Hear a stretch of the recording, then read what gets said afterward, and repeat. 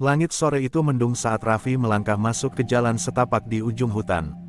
Ia baru saja turun dari ojek online yang tak berani mengantar lebih jauh ke desa Karangjati. Menurut warga, sinyal di sana sering hilang, dan jalannya tak lagi ramah. Raffi terus berjalan dengan harapan akan segera sampai. Tapi matahari mulai turun, dan tidak ada tanda-tanda perkampungan. Saat ia hendak kembali, ia malah menemukan persimpangan yang tak diingatnya. Lalu, dari kejauhan, ia melihat lampu-lampu rumah. Ia lega, sebuah kampung kecil terbentang di tengah hutan. Anak-anak berlarian, asap dapur mengepul, seorang lelaki tua melambaikan tangan. "Masuk saja, Nak, ini kampung Wonokerti," sapa lelaki itu, tersenyum ramah.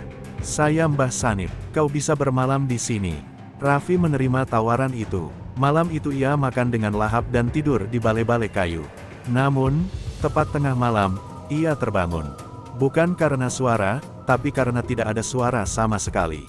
Tak ada jangkrik, tak ada angin. Seperti dunia berhenti bernapas. Pagi harinya, Raffi keluar rumah dan disambut aroma nasi liwet. Kampung Wonokerti hidup seperti kampung biasa. Anak-anak bermain kelereng, ibu-ibu mencuci di sumur, bahkan ada warung kopi di bawah pohon beringin. Namun, ada yang janggal. Seorang anak jatuh dari pohon yang sangat tinggi, tapi langsung bangkit dan tertawa tanpa sedikit pun luka. Seorang wanita berbicara dengan bayi yang tidak terlihat siapapun. Saat Raffi bertanya, wanita itu hanya tersenyum. "Anakku memang suka menghilang dari pandangan orang luar." Menjelang maghrib, azan berkumandang begitu merdu. Tapi tak ada masjid. Saat ia tanya di mana letak musala, warga menjawab serentak, "Di sini lebih baik salat sendiri." Raffi mulai merasa kampung ini terlalu sempurna. Bahkan nyaris seperti sandiwara. Malam hari, Raffi mengendap keluar. Ia mendengar suara-suara dari tengah kampung. Ia mengintip dari balik pohon. Warga kampung berkumpul di bawah pohon besar. Mereka berdiri melingkar, bersenandung dalam bahasa yang tidak dipahami manusia. Suara mereka bergema, bayangan mereka memanjang, tubuh mereka melengkung seperti asap.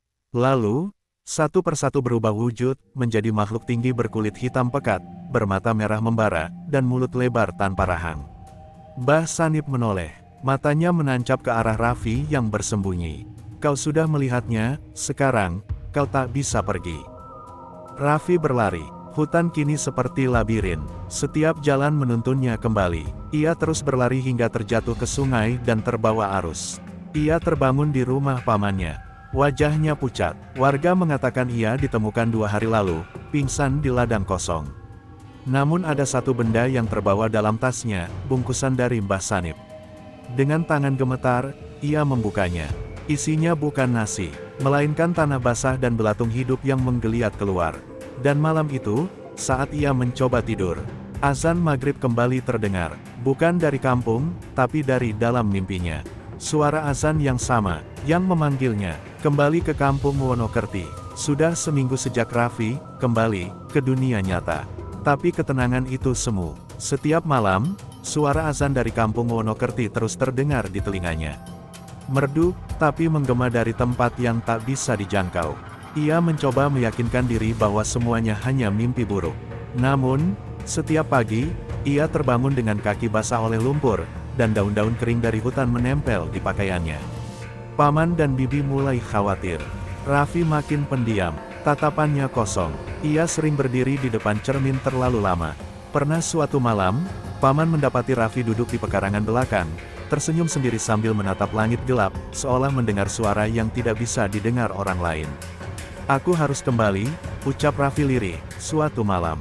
Paman memegang pundaknya. "Kamu sudah selamat, Nak. Jangan pikirkan kampung itu lagi." Tapi Raffi hanya tertawa kecil. "Tidak, Paman, mereka yang belum selesai denganku. Aku masih membawa bagian dari mereka." Ia menunjukkan bekal dari kampung Wonokerti yang masih ia simpan dalam kotak kayu. Isinya kini tidak hanya tanah dan belatung, tapi gigi manusia, dan sehelai kain putih dengan bercak darah kering. Malam itu, Raffi menghilang dari kamarnya. Jejak kaki berlumpur terlihat menuju ke arah hutan.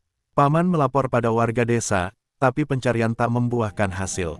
Beberapa hari kemudian, salah satu warga melihat sosok Raffi berdiri di tepi jalan hutan, namun saat didekati, sosok itu menghilang dalam kabut. Bertahun-tahun kemudian, hutan tempat Raffi menghilang ditutup. Namun sesekali, pendaki yang tersesat mengaku menemukan kampung kecil yang tidak ada dalam peta. Kampung yang damai, dengan warga yang terlalu ramah, dan suara azan yang terlalu merdu. Dan bila kau terlalu lama di sana, mereka akan berkata padamu, tenang saja, kamu akan betah di sini. Seperti yang dulu Raffi rasakan. Sejak malam penyerahan itu, rumah Rani dan Arman kembali tenang. Tak ada lagi suara aneh, tak ada bayangan hitam, tak ada hawa dingin yang membekukan tulang. Semuanya, seperti kembali normal. Namun, normal itu terasa hampa. Rani sering melamun di depan kamar kosong yang dulu menjadi kamar Awan. Mainan-mainan kecil masih tersusun rapi di sudut ruangan. Baju-bajunya masih tergantung di lemari kecil. Tak ada yang berani membereskan. Seolah Rani berharap, suatu saat Awan akan kembali, masuk ke kamar itu, dan memanggilnya, Mama. 6 bulan berlalu, Rani hamil. Setelah bertahun-tahun menunggu, doa mereka akhirnya dikabulkan. Kandungannya sehat, janin berkembang baik. Arman sangat bahagia, dan Rani pun mulai tersenyum kembali. Namun, setiap menjelang malam Jumat Kliwon, sesuatu terasa berbeda. Lampu kamar Awan berkedip, bau kemenyan samar tercium meski tak ada yang menyalakan apapun. Dan yang paling membuat bulu kuduk berdiri, suara kecil tawa anak-anak sering terdengar dari kamar itu.